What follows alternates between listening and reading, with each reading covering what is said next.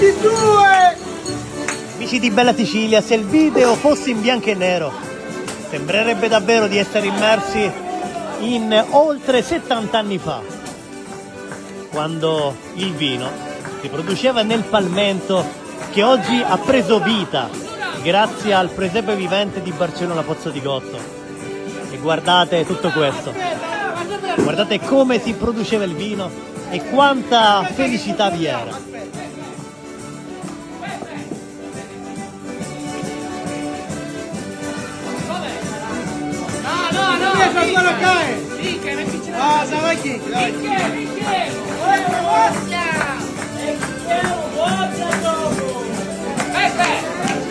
Cosa ne pensate di questi momenti? Lasciatelo scritto nei commenti. E si ballava, si produceva il vino tra canti, allegria e tanta emozione.